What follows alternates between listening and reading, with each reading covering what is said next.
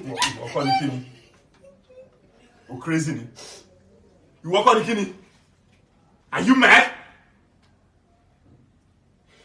Rubbish wo ló sọ? Okay, fine.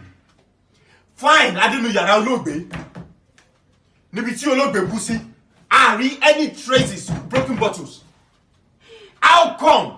Tó wá jẹ́ pé nígbà tá a dénú trash can, a rí broken bottles níbẹ̀. Èmi kọ́ ni mo drink. Please. Action.